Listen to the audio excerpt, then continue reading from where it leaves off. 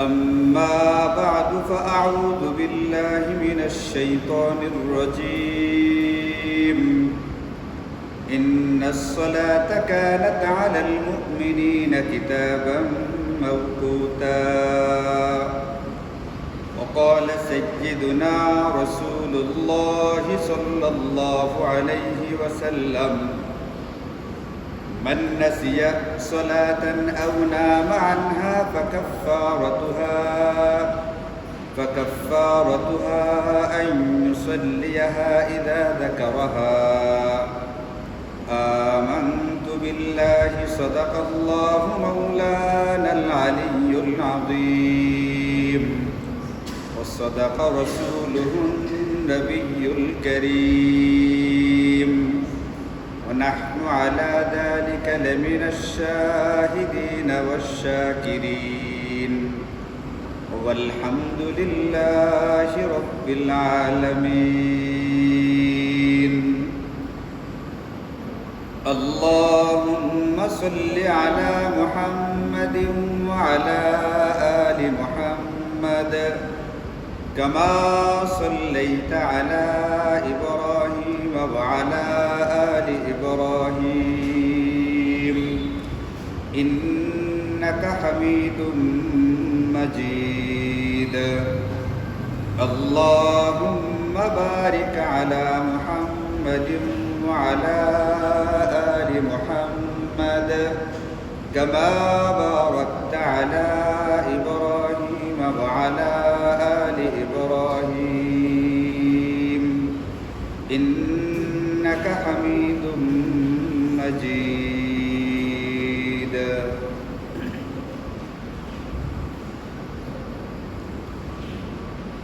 الحمد لله কুরআন এবং সুন্নাহ এর মধ্যে তাওহীদ, রিসালাত এবং আখিরাত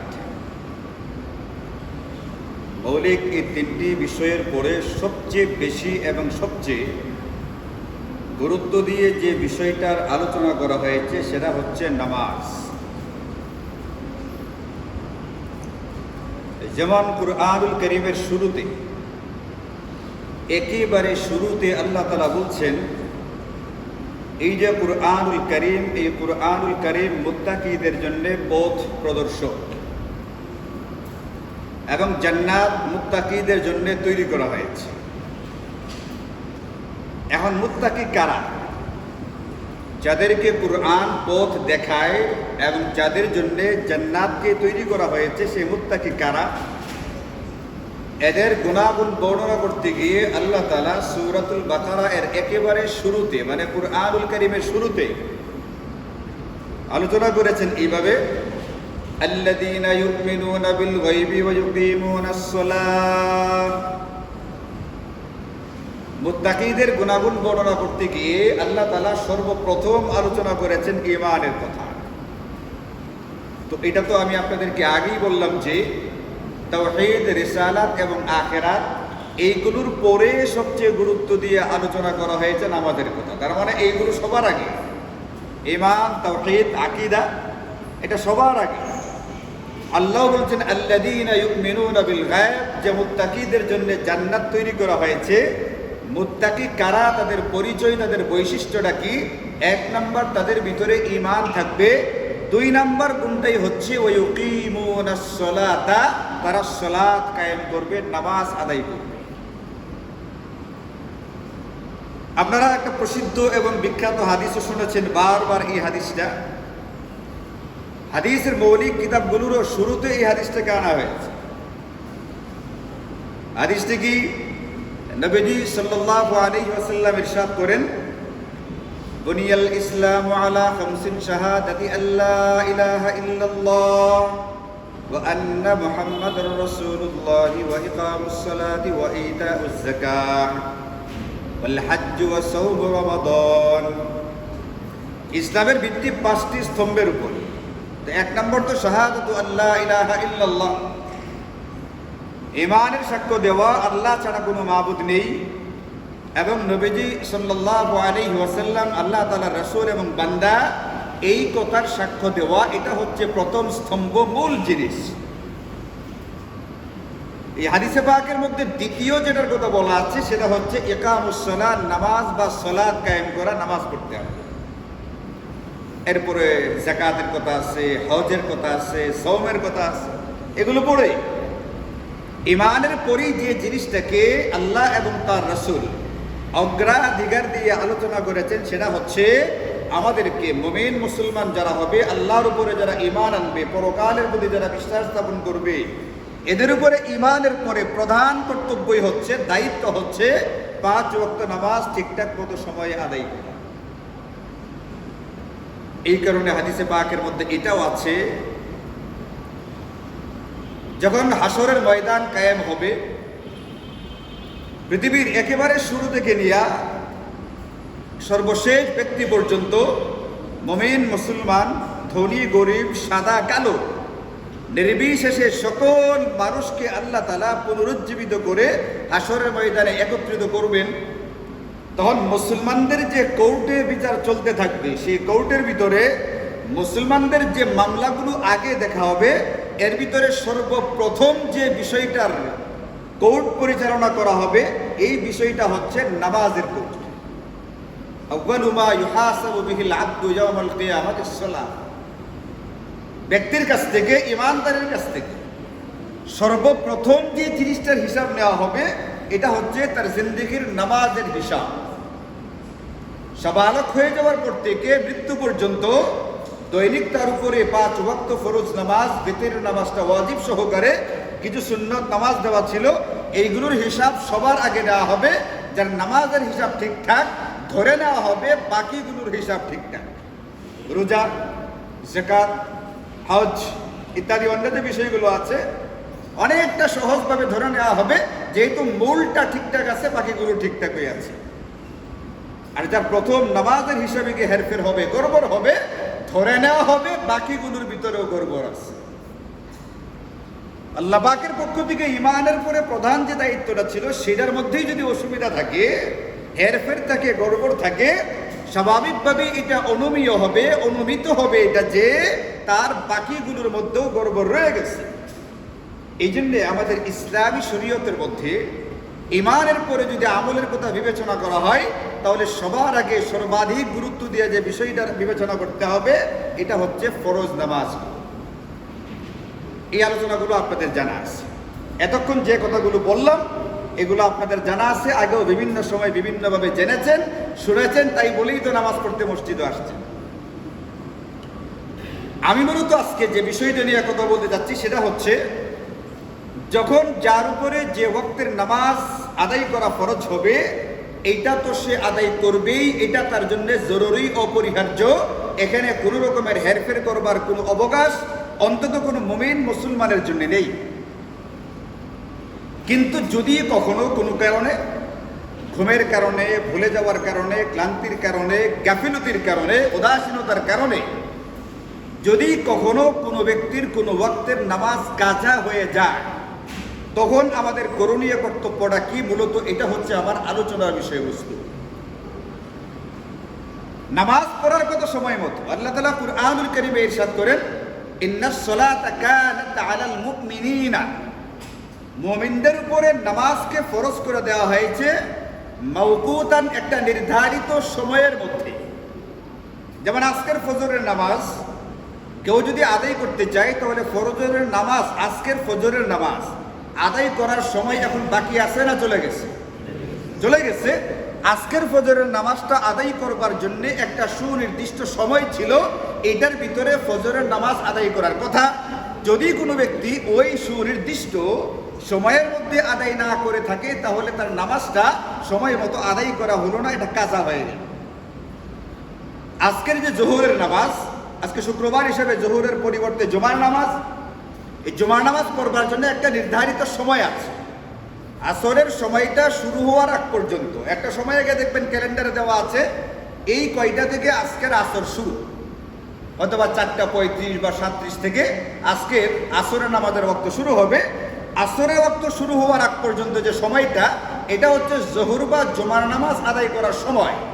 আল্লাহ বলছেন যে মুমিনদের উপরে নামাজ যে ফরজ করা হয়েছে, এটা একটা সুনির্দিষ্ট সময় দিয়া ফরজ করা হয়েছে, যে নামাজের যে নির্দিষ্ট ওয়াক্তটা আছে এই নামাজটাকে ওই ওয়াক্তের ভিতরে আদায় করতে হবে। তো আজকের জোহর বা জুমা আমাদের আদায় করতে গেলে ওই 3টা 35 37 4টা 35 37-এর ভিতরে আদায় করতে হবে। এর ভিতরে আদায় না করলে নামাজটা আর আদা থাকে না, নামাজটা কাজা হয়ে যায়। এখন যদি কারো এমন হয় যে নামাজটা যে সময়ে পড়বার কথা, যে নামাজ যে ওয়াক্তে আদায় করবার কথা, কোনো কারণে সে ওই ওয়াক্তে নামাজকে আদায় করতে পারল না, এই কারণটা ইচ্ছাকৃত হতে পারে, অনিচ্ছাকৃত হতে পারে। আমাদের নামাজ যে ছুটে যায়, আমাদের নামাজ যে কাজা হয় দুইভাবেই হয়। একটা হচ্ছে অনিচ্ছাকৃতভাবে কাজা, সফরের কারণে, অসুস্থতার কারণে এতটা ক্লান্তি তার ভিতরে আসছে যে ক্লান্তি নিয়ে ঘুমাইছে, কোন দিক থেকে নামাজের রক্ত পার হয়ে গেছে টেরই পাইনি। তো এইটা তো তার অনিচ্ছাকৃত একটা ভুল, অনিচ্ছাকৃত কারণে নামাজ কাজা হয়ে গেছে গা, অথবা সে একেবারেই ভুলে গেছে। এমনও হতে পারে মান নাসিয়া সালাতান, নবীজি হাদিসে পাকের মধ্যে বলেন, যদি কোনো ব্যক্তি নামাজের কথা একেবারেই ভুলে যায়, বেমালুম ভুলে গেছে, এমনভাবে কোনো একটা আগ্রহের জিনিসের ভিতরে ডুবে গেছে গা, কোন দিক থেকে যে নামাজের সময় পার হয়ে গেছে টের পায়নি। এটা কি হতে পারে না? ধরেন যে একটা 1.5 ঘন্টার একটা ব্যাপার, এটা ফজরের নামাজের আধা ঘন্টা আগে কারবারটা শুরু হয়েছে, শেষ হইতে হইতে ফজরের নামাজের 1 ঘন্টা পরে গিয়ে সেটা শেষ হয়েছে ঘটনাটা। তো যখন ঘটনা শেষ হয়েছে, ওই 1.5 ঘন্টার যে ব্যাপারটা, এটা যখন শেষ হয়েছে, শেষ হওয়ার পরে দেখে কিরে ফজরের নামাজ তো মাঝখান দিয়ে চলে গেছে। এটা হইতে পারে না? এমনও হইতেছে না? এমনও হইতেছে। ব্যাপারে দেখি যে 4টা 5টা করে ঘটনা ঘটতেছে দৈনিক, কোনোটা রাত 2টায়, কোনোটা রাত্র 1টায়, কোনোটা ভোর 6টায়, কোনোটা ভোর 8টায়, সকাল 8টায়, সন্ধ্যা 6টায়, এরকম ঘটনা ঘটতেছে। এমন কোনো একটা ঘটনা ঘটছে, ধরেন যে ফজরের নামাজের আধা ঘন্টা 1 ঘন্টা আগে ঘটনা শুরু হয়েছে ঘটতে, এই ঘটনা শেষ হইতে হইতে তার পছন্দের কেউ এখানে আসে, তাকে সময় দিতে দিতে পার হয়ে গেছে, ধরেন যে একবারে ফজরের রক্ত শেষ, ভুলে গেছে কি একবার। এই জাতীয় ভুলটা ভুল নাকি অনিচ্ছাকৃত না অনিচ্ছাকৃত, এটার আবার ব্যাপার সেপার আছে। এই যে ভুলটা, এই জাতীয় ব্যাপারে লিপ্ত হইয়া ভুলে যাওয়াটা, এটা কি ভুলে যাওয়া ধরা হবে নাকি মারাত্মক গুনাহ ধরা হবে, সেটা ভিন্ন জিনিস। এখন নামাজ আমাদের ছুটে যায় দুইভাবেই, কোনো কোনো সময় অনিচ্ছাকৃতভাবেও ছুটে, আবার কোনো কোনো সময় ইচ্ছাকৃতভাবেও ছুটে যায়। এখন নামাজ ইচ্ছাকৃত ছুটে যাক অথবা অনিচ্ছাকৃত ছুটে যাক, যদি যে নির্ধারিত সময়ে যে নামাজ আদায় করবার কথা, যদি ওই নির্ধারিত টাইমে নামাজটা আদায় করা না হয়, তাহলে এই নামাজকে পড়া লাগবে কি লাগবে না, এই ব্যাপারে 4 মাযহাবের 4 ইমাম ফুকাহায়ে কেরাম এই ব্যাপারে একমত হয়ে গেছে। এই নামাজ পরবর্তীতে কাজা করে নিতে হবে। নামাজের ওয়াক্ত পার হয়ে গেছে গা, এর মানে এই না যে এই নামাজ আমার আর পড়বার কোনো প্রয়োজনীয়তা নেই। নবীজি বলেন যে মান নাসিয়া সালাতান, যে ব্যক্তি নামাজ আদায় করতে ভুলে গেছে, আও নামা আনহা, অথবা ঘুমায় গেছে নামাজ বাদ দিয়া, ঘুমের ভিতরে কোন দিক থেকে নামাজের রক্ত পার হয়ে গেছে টের পাই নাই। কোন কোন রাওয়ায়াত আছে আও গাফালা আনহা, অথবা উদাসীনতার কারণে সময় মতো সে নামাজটাকে আদায় করতে পারে নাই। যদি এমন ঘটনা তার জিন্দেগিতে ঘটে থাকে, নবীজি বলতেন ফাকাফারাতুহা আইন ইউসাল্লিয়াহা ইযা যাকারাহা, যখনই তার মনে হবে, যখনই তার ভুলটা ভাঙবে, যখনই ঘুম থেকে জাগ্রত হবে, যখনই উদাসীনতা কাটবে, তখন তার করণীয় হচ্ছে যে নামাজ ছুটে গেছে, ওই নামাজটাকে দ্রুত কাজা আদায় করে ফেলা। সুতরাং নামাজ সময় মতো আদায় করা যেরকম ফরজ আইন ফরজ, যদি কারো নামাজ জিন্দেগিতে কাজা হয়ে গিয়ে থাকে, এই নামাজের কাজা আদায় করা এটাও ফরজ আইন, এটাও ফরজ। কাজা নামাজ কাজা হয়ে গেছে গা, এই কারণে এটাকে বাদ দিয়ে দিলে এটা মুসলমানের জন্য কখনোই বৈধ এবং জায়েজ হবে না। এখন আমার বক্তব্য নামাজ যেগুলো সামনে আসবে, যেমন আজকের জুমা থেকে শুরু করে সামনে আমি যতদিন হায়াতে আছি যে কয়গুলো আসবে, এটা যেরকম আমার উপরে ফরজ, সাবালক হওয়ার পর থেকে নিয়ে এখন পর্যন্ত যদি আমার কোনো নামাজ কাজা হয়ে গিয়ে থাকে, এই নামাজগুলো আদায় করা এটাও আমার উপরে ফরজ। নবীজির নির্দেশনা ফাকাফারাতুহা আইন ইউসাল্লিয়াহা ইযা যাকারা, এটাকে আদায় করে ফেলতে হবে যখনই তোমার বুঝ, যখনই তোমার বোধ, যখনই তোমার জ্ঞান তোমাকে এই কথা বলবে যে আমার নামাজ তো ছুটে গেছে।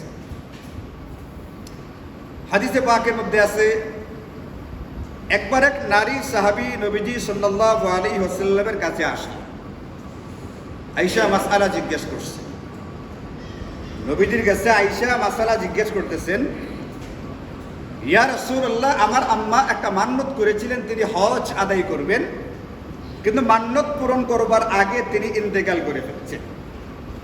এখন আমি যদি তার পক্ষ থেকে তার যে মান্যতটা এটাকে আদায় করে দিই, তাহলে এটা কি চলবে কিনা, অথবা আমার পক্ষ থেকে সেটা আদায় করার পুরো দায়িত্ব আমাদের উপরে আছে কিনা।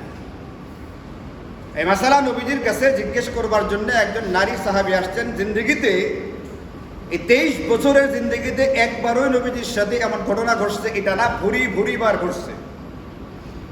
এবং সাহাবায়ে কেরাম, তাবেঈন, ফুকাহায়ে কেরামের কাছে যার যে মাসআলাটা জানা দরকার, মাসআলা জানার জন্য আসছে, এরকম ভুরি দৃষ্টান্ত হাদিসে পাকের মধ্যে রয়ে গেছে। কুরআনুল কারীমে আল্লাহ বলছেন, ফাসআলু আহলা যিকরি, তোমাদের যার যে মাসআলাটা দরকার এটা জিজ্ঞেস করবার জন্য আহলুল কোরআন, আহলে যিকর, ইলমওয়ালার কাছে যাও, তাকে গিয়ে জিজ্ঞেস করো তোমার কোন মাসআলাটা দরকার। কারণ মাসআলা সবার একরকম থাকে না, বিভিন্ন জনের বিভিন্ন রকমের মাসআলা থাকে।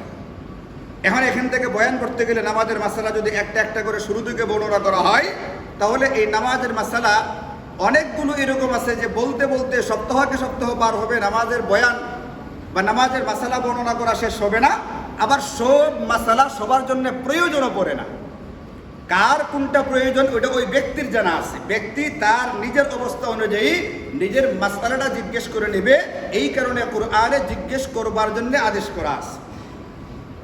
কারণ মাসালা যদি এখানে বলা যায়, একটা হলো বয়ান করে শেষ হবে না, অনেক মাসালা অনেকের প্রয়োজনও না, আবার অনেক মাসালা এরকম আছে যেটা আম মজমাতে বলাও যায় না।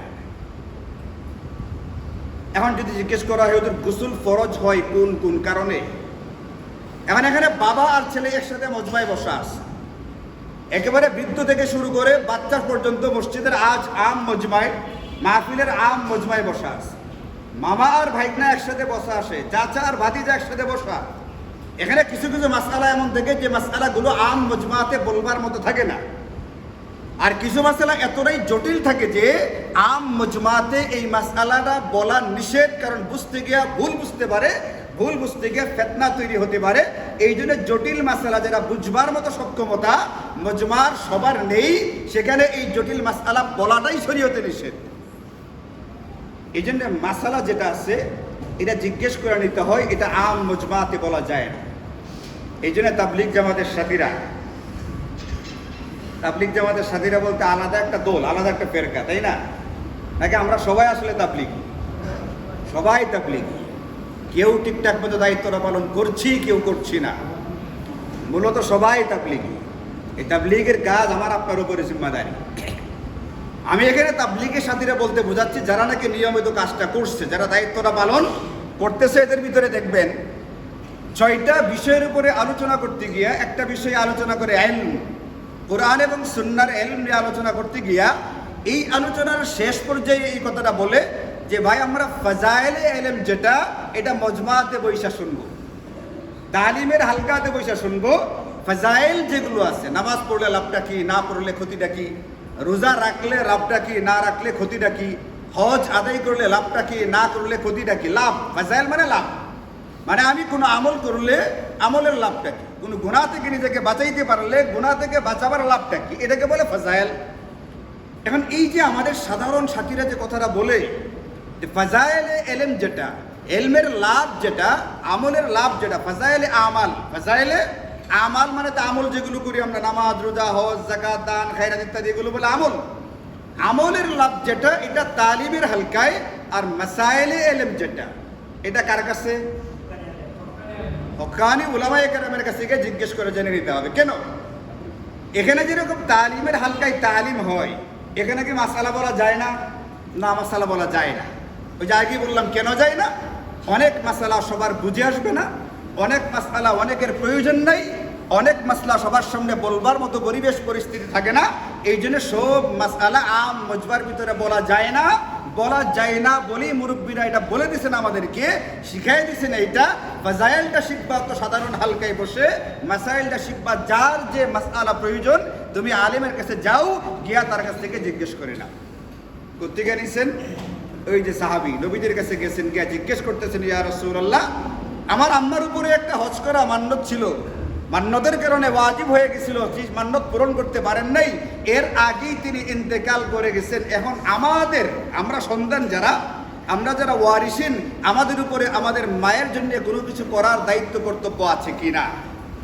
নবীজি সাল্লাল্লাহু আলাইহি ওয়াসাল্লাম বললেন, আচ্ছা ধরো তোমার মায়ের উপরে যদি অন্য কোনো ব্যক্তির কোনো পাওনা থাকতো, ঋণ থাকতো, ঋণটাকে পরিশোধ করা তোমাদের উপরে দায়িত্ব আসতো না? ওই সাহাবিয়া বললেন যে হ্যাঁ, যদি আমার মায়ের কোনো ঋণ থাকতো, ঋণটা পরিশোধ করা আমাদের উপরে জিম্মাদারি, আমাদের উপরে দায়িত্ব ছিল, আমরা সেটা পরিশোধ করতাম। নবীজি বললেন যে ফাদাইনুল্লাহি আহাক্কু আইয়ুকদা, আল্লাহ পাকের পাওনা যেটা, এটা আদায় করা অধিক গুরুত্বপূর্ণ, অধিক তোমাদের উপরে দায়িত্ব। একজন ব্যক্তির পাওনা যদি পরিশোধ করতে হয়, নামাজ আদায় করা এটা আল্লাহ পাকের হক বা অধিকার, হজ আদায় করা আল্লাহ পাকের হক বা অধিকার, রোজা রাখা আল্লাহ পাকের হক বা অধিকার। যেহেতু তোমার আম্মার একটা পাওনা, তোমার আম্মার কাছে আল্লাহর একটা পাওনা রয়ে গেছে, একটা হজ, এটা আদায় করে দেওয়া তোমাদের উপরে দায়িত্ব। সুতরাং হজের যে আমলটা তোমার আম্মার উপরে ওয়াজিব ছিল, এটা তোমার আম্মার পক্ষ থেকে তোমরা পরিশোধ করে ফেলো। এখন আপনারা বলেন, শুরুতে যে হাদিসটা বললাম, যে হাদিসে পাকের মধ্যে বলা আছে ইসলামের স্তম্ভ হচ্ছে 5টি, এর ভিতরে 1 নম্বর শাহাদাত, কালিমায়ে শাহাদাত, কালিমার সাক্ষ্য দেওয়া, ঈমানের সাক্ষ্য দেওয়া, 2 নম্বর নামাজ, 3 নম্বর যাকাত, 4 নম্বর রোজা, 5 নম্বর হজ। এই যে হাদিসটা আপনাদেরকে বললাম যে ইসলামের 5টি স্তম্ভ আছে, ভিত্তি আছে, এই 5টি স্তম্ভের উপরে ইসলাম নামের ঘরটাকে দাঁড় করে রাখা হয়েছে। এর ভিত্তিটা এটার উপরে, এটার ভিতরে হজ 1 নম্বরে নাকি নামাজ 1 নম্বরে? হজ 1 নম্বর আমলের মধ্যে, ইমান তো লাগবে, এটা ছাড়া তার হবে না। বাকি 4টার মধ্যে নামাজ আগে না হজ আগে? যদি হজ সবার শেষে হয়ে থাকে, এই আল্লাহর পাওনা যদি পরিশোধ করতে হয়, তাহলে নামাজ নামের 1 নম্বর যে পাওনাটা, এটা পরিশোধ করা লাগবে না লাগবে না? সবার শেষ যে হকটা, এটা যদি বকিয়া থেকে থাকে, এটাকে যদি আদায় করতে হয়, তাহলে সর্বাধিক গুরুত্বপূর্ণ যেটা, সর্বাগ্রে যেটা থাকে, ওই পাওনাটাকে আদায় করা লাগবে না লাগবে না? ওই পাওনা আদায় করা লাগবে। এই জন্য 4 মাযহাবের ইমাম ওলামায়ে কেরাম এই ব্যাপারে একমত, একেবারে নাম কাওয়াস্তে 2-1 বাদ দিলে সবাই এই ব্যাপারে একমত যে যদি কোনো ব্যক্তির নামাজ কাজা হয়ে গিয়ে থাকে, এই কাজা নামাজটাকে আদায় করে ফেলতে হবে, আদায় করাটাও ফরজে আইন। মানে যারা একটু মত ভিন্নতা করছে আর কি, তাদের কথাটা হলো এইটা, নামাজ কাজা হইলে শুধুমাত্র ওই নামাজগুলো পড়তে হবে যেটা ভুলে ছুটে গেছে বা ঘুমের কারণে ছুটে গেছে, আর যেটা ইচ্ছা করে বাদ দেওয়া হয়েছে এটা আদায় করা দরকার নেই। মানে কেউ এটা বলতে চাইছে, বলে কেন? জিনিসটা খেয়াল করেন, ব্যাপারটা দলিল লিখে দিচ্ছে। তারা বলছে, একটা হাদিসের মধ্যে আছে, নবীজি বলছেন, মান তারাকাস সালাতা মুতাআম্মিদান ফাকাদ কাফারা, যে ব্যক্তি ইচ্ছাকৃতভাবে নামাজ ছেড়ে দেয়, এই ব্যক্তি কাফের হয়ে যায়, কাফের হয়ে গেছে। এই ব্যক্তি কি হয়ে গেছে? কারণ কাফের উপরে নামাজ আছে, নামাজ কি কাফের উপরে না মুসলমানের উপরে? মানে এই ব্যক্তি তো কাফের হয়ে গেছে, কাজে তার আর কি করা দরকার নাই।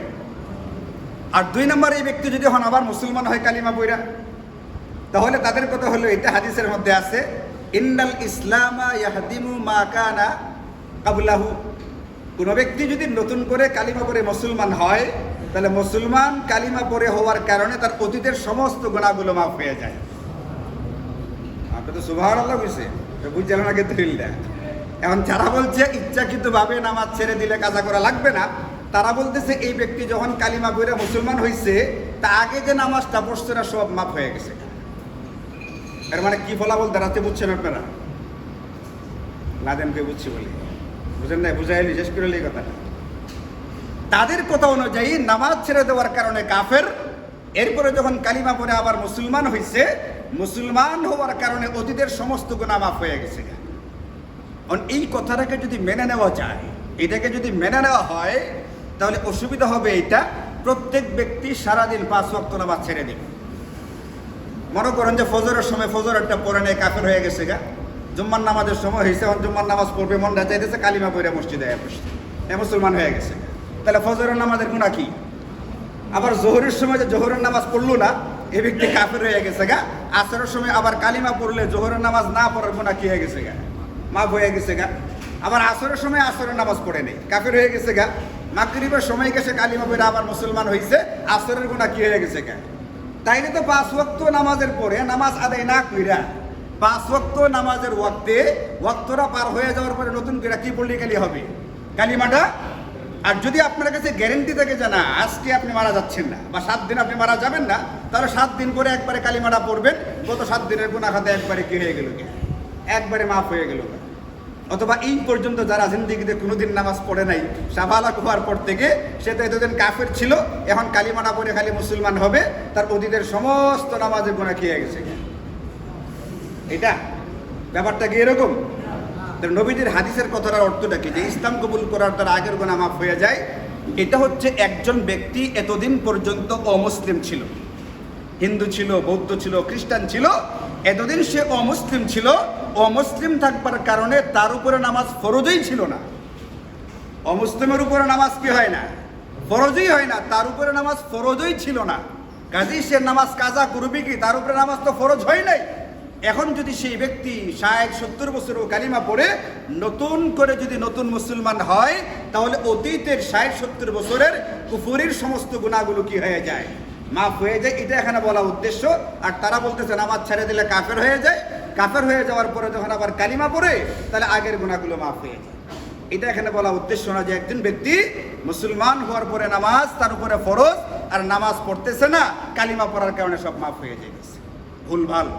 এই জন্য 4 মাযহাবের 4 ইমাম, অন্যান্য উলামায়ে কেরাম, ফুকাহায়ে কেরাম, হকপন্থী ফুকাহায়ে কেরাম এই ব্যাপারে একমত হয়ে গেছেন, নামাজিরা ইচ্ছাকৃতভাবে কাজা হোক অথবা অনিচ্ছাকৃতভাবে কাজা হোক, সর্বাবস্থায় কাজা হয়ে গেলে এই নামাজগুলো আদায় করতে হবে। হাদিসের কিতাবগুলোর ভিতরে নামাজ কাজার ব্যাপারে অনেকগুলো ঘটনা আছে। যেমন একটা হচ্ছে লাইলাতুত তারিসের ঘটনা। নবীজি সাহাবায়ে কেরামকে নিয়ে একদিন এক সফর থেকে ফিরতেছেন।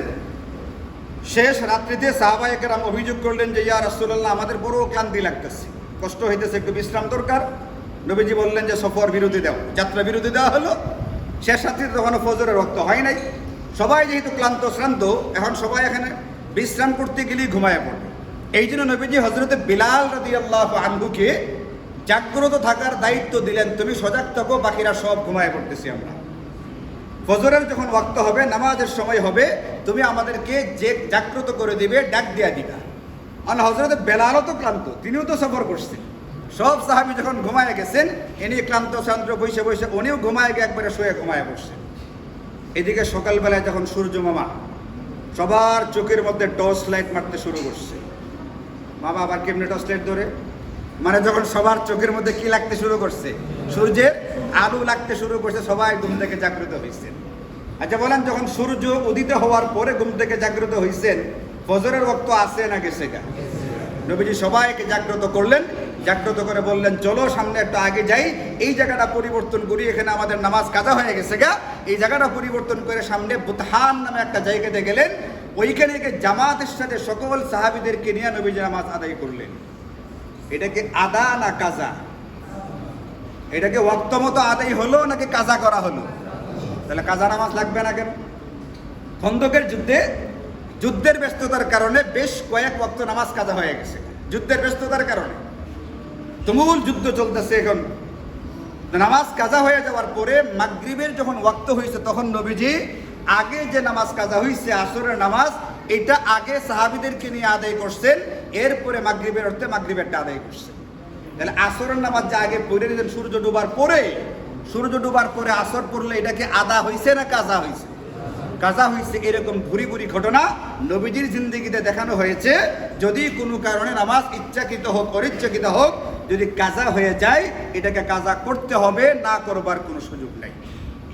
এই জন্য বেরে ভাইও আমার আপনার করণীয় হচ্ছে জিন্দেগিতে একটা হিসাব লাগাইতে হবে। সাবালক হওয়ার পর থেকে নিয়ে এখন পর্যন্ত সামনে থেকে কোনো নামাজ কাজা করা যাবে না। যদি হয়ে যায় তৎক্ষণাৎ কাজাটাকে আদায় করে ফেলতে হবে, কাজা করে ফেলতে হবে। অতীতের যে নামাজগুলো কাজা হয়ে গেছে এটা নিয়ে এইভাবে উদাসীন বসে থাকলে চলবে না, এটার একটা হিসাব নিকাশ করতে হবে। অনুমান করে আপনি কবে কত সরে কত বছর বয়সে আপনি সাবালক হয়েছিলেন ধরতে হবে।